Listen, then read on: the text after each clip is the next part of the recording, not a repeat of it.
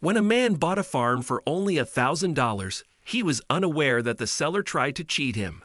Soon, he stumbled across a bag of dollar bills in the attic and a letter that changed his life forever. Before we continue, please take some time to subscribe to Dailydose, like and share this video with your friends. It might brighten their day and inspire them to do good. Also keep watching because an important lesson awaits at the end of the video. It was a typical day for 71-year-old Sebastian when he was on his farm, harvesting the corn he had planted months ago. Walking under the sun with a broken straw basket, he threw the right corn one after the other into the basket, hoping he could sell them in the market for a few bucks. Sebastian had lived all his life in the tiny house beside his farm. He had married a girl he liked and later raised his 3 boys, James, Fred, and Kyle, with her until she suddenly passed away in her sleep. Losing his wife at an early age left Sebastian devastated while making him feel protective of his sons. Once the brothers grew up, Sebastian gave them the money he had saved. They bought houses and lived separately, eventually leaving their elderly father alone. However, Sebastian did not mind not having his sons around because his work kept him occupied all day. He would wake up early to exercise and have breakfast before leaving for work. Then, he would return home tired, have dinner, and sleep immediately. The elderly man stuck to his routine and kept himself busy on the farm, leaving him with no time to think about other things. One day, Sebastian was on the farm when he suddenly felt dizzy. He lost his balance after his vision blacked out, making him fall to the ground. Luckily, his neighbor was passing by and quickly came to help him. "Hey, Sebastian, are you okay?" the neighbor asked in a shaky voice, but Sebastian did not respond. A few minutes later, Sebastian opened his eyes and found himself inside his neighbor's house. He looked around but couldn't recall what had happened on the farm. "Why am I here?" Sebastian asked his neighbor. "You fainted, Sebastian. Don't you remember?" the neighbor asked. "I fainted?" Sebastian frowned. "I can't recall anything." That day, the elderly man decided to visit the doctor because he had been feeling dizzy over the past few days. He thought he might have fainted because of overexertion, but the doctor told him something unexpected after running a few tests. "I'm sorry, but you don't have much time left, Mr. Sebastian," the doctor said. "Your reports indicate your cancer has progressed to a point where it cannot be treated. I suggest you spend these last few weeks with your family." It turned out that Sebastian had been ignoring the symptoms of cancer for months, and now the doctors couldn't do anything to reverse the damage. However, Sebastian wasn't worried about his health. He only thought about his farm. "Who would take care of it once I die? I must inform the boys about my condition," Sebastian thought while reaching for his phone. He called his sons individually and told them he had little time left. As expected, none of his sons stopped him from working on the farm. They told him they felt sad but didn't visit or help him with work. Ultimately, Sebastian had to work on his farm till his body gave up and forced him to stay home. "Dad, we have hired a nurse for you," James said after learning that his father was bedridden. "We can't visit you, but she will help you with everything." "You don't have to spend money on me, son," Sebastian replied weakly. "I will leave this world sooner or later." "No, Dad," James said. "Please don't say that." "Save some money for your future, James," Sebastian replied. "Why don't you and your brothers visit me one by one instead of hiring a nurse?" "Dad, you know we're all busy with our wives and kids," James told his father. "We can't visit you." Sebastian felt sad when his sons refused to visit him. He wanted to see them one last time before he died, but it seemed impossible. None of his 3 sons were interested in meeting him. A few weeks later, Sebastian called his sons and told them about his will. He felt extremely unwell that day, making him think about his farm and his sons. "Please take care of my farm," he told his sons. "My grandfather built it with his own hands, and my father also worked on it tirelessly. Sons, this fertile land will bring you lots of money if you look after it and work hard." The following day, Sebastian passed away with none of his sons by his side. He felt lonely during the last moments of his life, but none of his sons cared about that. James, Fred, and Kyle arranged a small funeral for their father and buried him in the graveyard near the farm.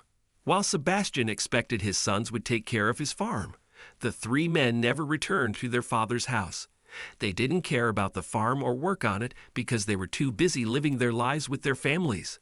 A few months later, James received a call from a lawyer, informing them that Sebastian had taken a loan for fertilizers and livestock feed, and now the brothers had to pay the debt. "But we don't have any money," James protested. "Dad never told us about this debt." Later that day, James met his brothers and told them about the phone call, and they soon came up with a solution. "I think we should sell the farm and use the money to pay the debt," Kyle suggested. The next day, the brothers visited the farm but were disappointed after looking at its condition. "Who's going to buy this? The farm is destroyed, and this house is so shabby," Fred said. "Do you guys think we can sell this? Do we have a choice?" James asked. "We don't." The brothers put their late father's farm on sale, but no one wanted to buy it. Everyone could tell it was abandoned and thought the price the brothers were asking was too much. "Should we edit the photos and make the house look better?" Kyle asked his brothers. "We can advertise in the newspaper and lower the price." "You're right, Kyle," Fred said. "That's the only way we can get rid of this farm." A few days after the brothers published an ad in the newspaper with edited photos of the farm, they received a call from a stranger interested in buying it. "But why is it so cheap?" the potential buyer, Harry, asked. "I am selling this farm because I have to move to another town for work," James lied. "I need to sell the farm as soon as possible, so I thought lowering the price would help." "Oh, I can understand," Harry said. "When can I look at your farm before I buy it?" "I don't think that's possible," James said. "I am already in touch with 2 people willing to buy it without visiting." "I don't have enough time, Harry, but I promise you won't get a better deal than this. You're buying the farm for $1,000. Believe me, that's an insane deal." Unaware of James' ill intentions, Harry paid his last $1,000 and bought the farm. He planned to move in with his wife and 2 kids after his sister betrayed him by taking his parents' house and land. She made him sign documents by lying to him and never gave him his part of the inheritance.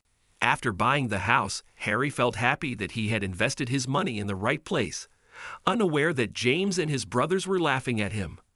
"We fooled him," they said, and laughed at Harry for buying their late father's abandoned farm. 2 days later, Harry arrived at the farm with his family and was delighted to see the farm he had bought from his children's college fund. He had invested the money, hoping it would give him a huge return that he would use to send his kids to college. However, upon entering the abandoned house, Harry and his wife realized they needed to repair the entire place. "How will we pay for the renovation?" his wife asked. "Don't worry, we will work on the farm and revamp this house ourselves," Harry said. "I know it would take a lot of time and hard work, but I'm sure we can make things work." Soon, Harry and his wife began working on the farm and transformed it into something extraordinary. They planted new seeds, bought new livestock, and made their farm look beautiful with limited resources. Harry's new farm gave him his first monthly earning a few months later. His neighbors were stunned to see how he and his wife had revamped Sebastian's old farm into a beautiful place. One day, Harry was working in the field when he saw 2 men standing outside his house. "How may I help you?" Harry asked them. "Are you the owner of the farm?" they asked him. "Yes," Harry nodded. Then the 2 men told him they wanted the owner to pay the debt Sebastian's sons never paid. The previous owner of this farm took loans that he never paid back. "I'm sure you knew this before buying the farm," one of the men said. "Now I understand why they sold the farm for $1,000, Harry thought. Then he promised the men he would soon pay the debt by using the money he made by working on the farm. He even gave them an initial deposit so they would trust him. The next day, Harry cleaned the farm and got rid of the trash inside the house. He was in the attic when he climbed the ladder to reach the topmost drawer of a storage cabinet. He opened it and pulled out a black plastic bag. "What's inside?" he wondered. Suddenly, the bag ripped apart, and multiple wads of dollar bills dropped on his head. "Oh my!" Harry exclaimed. "What's all this?" Then Harry pulled out the other bag and was shocked to see it was also filled with a lot of money. Besides the money, he'd also found an envelope with a handwritten letter inside. Harry read it aloud.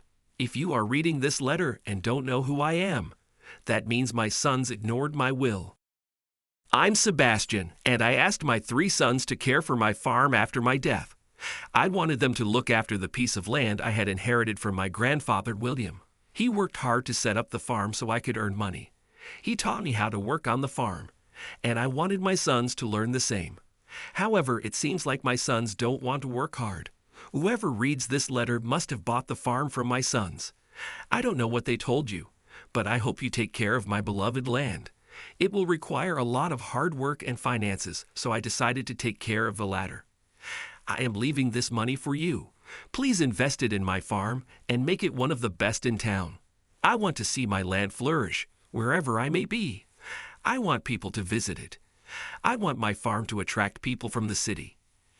I hope you fulfill my dream because my sons probably refused to respect my last wish. After reading the letter and counting the money Sebastian had left, Harry was stunned. He could use that money for his children's college fund, but he chose to be honest instead. He used part of the money to pay Sebastian's debt and invested the rest in renovating the farm. Harry made the farm look exactly like Sebastian wanted it and named it William and Sebastian's farm. Soon, it attracted the neighbors who regularly bought eggs, milk, and vegetables from Harry. Even people from neighboring towns visited the farm, allowing Harry to earn money. A year later, Harry had saved money that was 10 times his kids' college fund. He believed buying the farm was the best decision of his life because it helped him in many ways. He was also grateful to Sebastian for leaving the money. Since the farm had become a hot tourist spot, James, Fred, and Kyle also learned about it. They were shocked to see how Harry had changed the farm into a beautiful place and instantly regretted not working hard, as their father had told them. "Hi, Harry," James said. "I love how the farm looks now. I'm sure you must be earning a lot of money." "Yes," Harry smiled. "Buying the farm has changed my life." "Well, since we offered you such a low price for it, why don't you share your profit with us?" James tried to trick Harry. "You can give part of your income to us, and we will divide it evenly." "What?" Harry chuckled. "Why would I share my income with you? I paid a huge price after buying the farm from you. My wife and I worked day and night to restore everything. You guys didn't help us in any way." James shifted his gaze toward the ground and began thinking of another way to fool Harry. The brothers needed money because they had taken bank loans and had nothing to repay. After a few moments of awkward silence, Harry made an offer that the brothers could not resist. He knew they needed money, so he asked them if they wanted to work on the farm full-time. "I will pay you all a monthly salary," Harry said. "I know you guys need money." Soon, the brothers began working at the farm and realized they should have listened to their father's advice. Working tirelessly made them realize how difficult it was to earn money. One day, James was cleaning the attic when he found a $500 bill on the floor. "Oh my," he gasped while picking it. "Who left this here?" His eyes glistened while he looked at the bill, and he thought of a million ways he could spend this money, but his inner voice stopped him from stealing it. "I should return it to Harry," he thought. Surprisingly, Harry laughed when James told him about the bill. "It's your bonus for honesty, James. You can keep it," Harry said. It turned out that he had intentionally kept the bill in the attic to test the brothers. Since Harry loved his farm and felt grateful for owning it, he taught his children how to grow crops and care for livestock. When they grew older, they went to the city to attend university, but frequently visited the farm to help their parents. After watching his children work hard on the farm during their free time, Harry was relieved that his farm was in safe hands. Unlike Sebastian, the farm was the least of his worries when he was on his deathbed because he was confident his children would look after it.